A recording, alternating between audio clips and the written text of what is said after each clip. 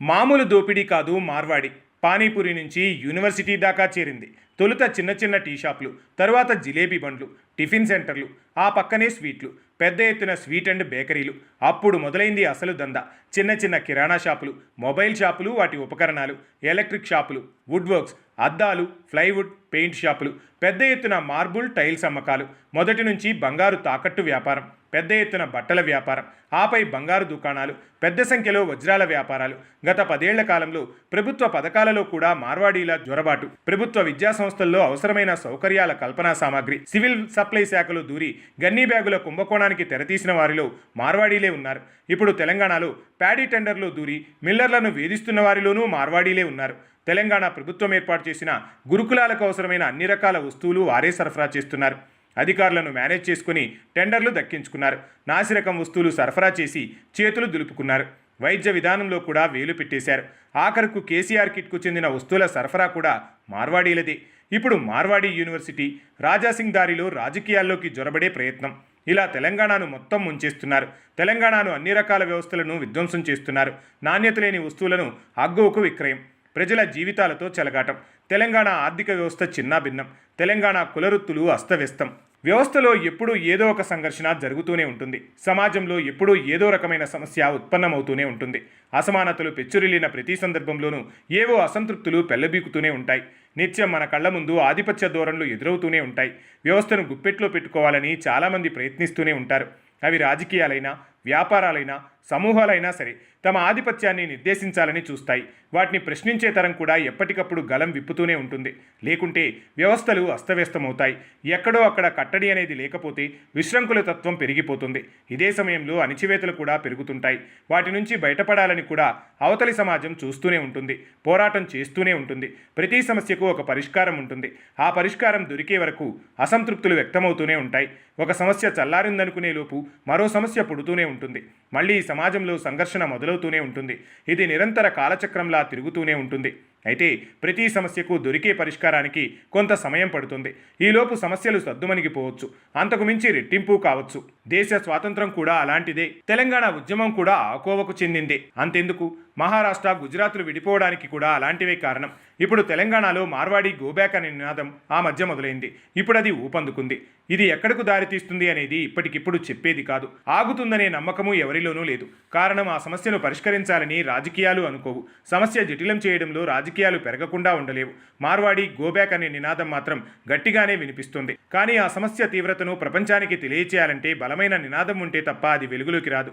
చిన్నపామునైనా పెద్ద కర్రతో కొట్టాలనే సామెత ఉద్యమాలకు కూడా వర్తిస్తుంది. తెలంగాణ తొలి ఉద్యమ సమయంలో కూడా ఇడ్లీ సాంబార్ గోబ్యాక్ అన్నారు. తర్వాత తెలంగాణ ఉద్యమాన్ని ఆత్మగౌరవంతో ముగించారు. ఇది కూడా అంతే. సమస్య మూలాలు తెలుసుకోవడం ఎంతైనా అవసరం. అనవసరమైన వివాదాలు సృష్టించుకోవడం అనవసరం. సమాజంలో జరిగే ప్రతి అంశాన్ని రాజకీయాలు భుజాన ఎత్తుకోవడం వల్ల చర్చల పరిధి దాటి జటిలంగా మారుతున్నాయి. రెండు వైపులా రాజకీయాలు చేరి సమస్యను పెద్దది చేసి రాజకీయాలు కాచుకుంటారు. గుదిబండను చేసి చూస్తుంటారు. ఒక్కసారి మార్వాడీల తెలంగాణ ప్రస్థానం చూస్తే ఇప్పుడే వచ్చింది కాదు, నైజాం కాలంలోనే మొదలైంది. కానీ అప్పుడు ఎలాంటి వివాదాలు లేవు. కానీ ఇప్పుడే ఎందుకు అనే ప్రశ్న లోలోతుల్లోకి వెళ్తే సమాధానం దొరుకుతుంది. తొలుత చిన్న చిన్న టీ షాపులతో మొదలైన మార్వాడీల ఆగమనం వ్యాపారాలన్నింటినీ గుప్పెట్లో పెట్టుకునే స్థాయికి చేరుకుంది. గతంలో ఉమ్మడి మహారాష్ట్రలో ఇదే సమస్య ఎదురైంది. మరాఠీ మీద గుజరాత్ ఆధిపత్యం మొదలైంది. ఇది గమనించిన మరాఠీలు గుజరాతీలను వ్యతిరేకిస్తూ వచ్చారు. చరిత్రలో గుజరాతీలుగా చెప్పుకునే వారిని గుజ్జర్లు అంటారు. అంటే తిరుగుబాటుదారులు, ఆధిపత్యం కోసం ఆరాటపడేవారు అనే అర్థాలున్నాయి. అందుకే ఎక్కడికెళ్ళినా వారి ఆధిపత్యం కోసం ఆరాటపడుతుంటారు. తెలంగాణ పట్టణాలతో పాటు పల్లెల్లో కూడా మార్వాడీల వ్యాపారాలు విస్తరించాయి. ముఖ్యంగా కిరాణా షాపులు పెద్ద ఎత్తున వెలిశాయి. అక్కడ పెద్ద ఎత్తున జీరో దందా సాగుతుందనేది ఇతర వ్యాపారులు చెబుతున్న మాట. నాసిరకం వస్తువులు తెచ్చి సగం ధరలకు విక్రయిస్తూ ప్రజల జీవితాలతో ఆటలాడుకుంటున్నారు. ఇతర వ్యాపారులను దెబ్బతీస్తున్నారనేది పెద్ద ఎత్తున వినిపిస్తున్న మాట. పల్లెల్లో దుకాణాలతో పాటు ప్రతి కాలనీల్లోనూ మార్వాడీల కిరాణా షాపులు వెలిశాయి.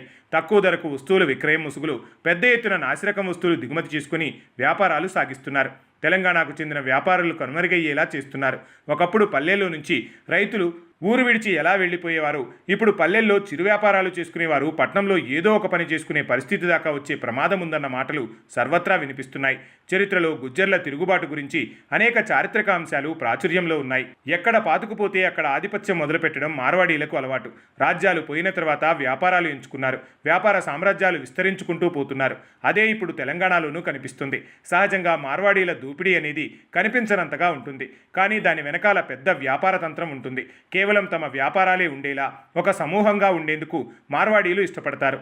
ఇలా 30 ఏళ్ల క్రితం మొదలైన మార్వాడీల రాక తెలంగాణలో విస్తరిస్తూ వచ్చింది. మొదట్లో చిన్నగా జిలేబీ బండ్లు మొదలు పెట్టుకున్నారు. తర్వాత పానీపూరిని పరిచయం చేశారు. స్వీట్ షాపులు, స్వీట్ దవాఖానాలు వెలిశాయి. తర్వాత చిన్న చిన్న హోటళ్లు మొదలు పెట్టారు. ఇలా తొలుత పట్టణాలలో పాగా వేస్తూ వచ్చారు. అలా తర్వాత బట్టల వ్యాపారం పెద్ద ఎత్తున సాగించడం మొదలు పెట్టారు. అంతకుముందు బంగారు వ్యాపారాలలో తాకట్టు షాపులు పెట్టుకున్నారు. బంగారా దుకాణాలు తెరిచారు. ప్రస్తుతం డబ్బులు ఊరికే రావు అని చెప్పే వ్యక్తి కూడా గుజరాత్కు చెందిన వ్యక్తి కావడం గమనార్హం. ఇక్కడ షాపుల మీద షాపులు పెట్టి వేల కోట్ల బిజినెస్లు చేస్తూ గుజరాత్లో వేలాది మందికి ఉచితంగా చదువు చెప్పిస్తున్నారని చెబుతుంటారు. అంటే ఇక్కడి సంపాదనకు కారణమైన ప్రజల కోసం ఆయన చేసేదేమీ ఉండదు. కానీ గుజరాత్లో పేద విద్యార్థులకు సాయం చేస్తుంటారు.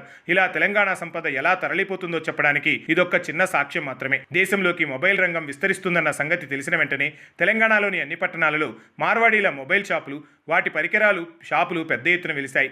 ఎలక్ట్రిక్ షాపులు, వుడ్వర్క్ షాపులు, మార్బుల్ షాపులు, పెయింట్ షాపులు, టైల్స్, ఇలా అన్ని రకాల వ్యాపారాలలో మార్వాడీలు దూరిపోయారు. తెలంగాణ వారికి వ్యాపార వెసులుబాటు లేకుండానే కమ్మేశారు. ఇక మార్వాడీలు చేసే అత్యంత విలువైన వ్యాపారాల్లో వజ్రాల వ్యాపారం కూడా పెద్ద పాత్రను పోషిస్తుంది. వజ్రం అంటే అదొక రాయి అంతే. దానికి కొనేప్పుడు మాత్రమే విలువ, అంతకు మించి ఏమీ ఉండదు. బంగారం, వెండి లాంటి పాత్రను వజ్రాలు పోషించవు.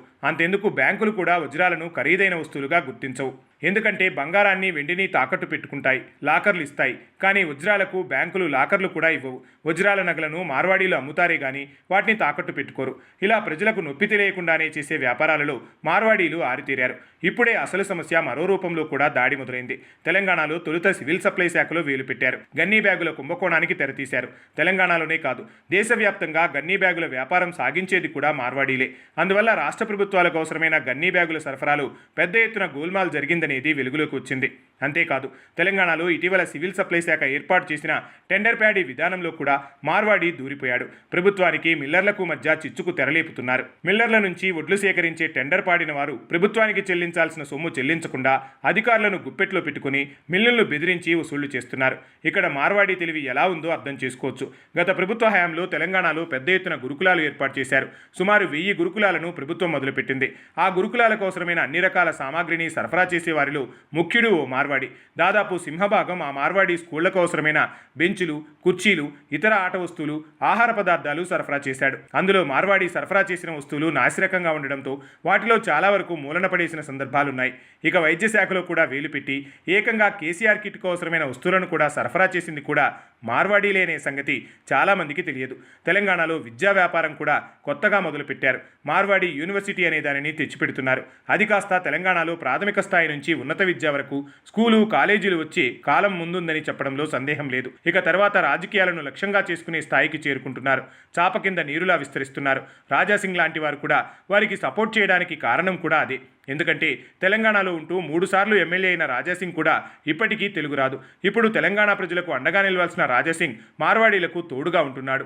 ఇది మార్వాడీల ఐకమత్యం. మరి తెలంగాణ వారిలో ఈ సఖ్యత ఎంత ఉందనేది కాలమే సమాధానం చెప్పాలి.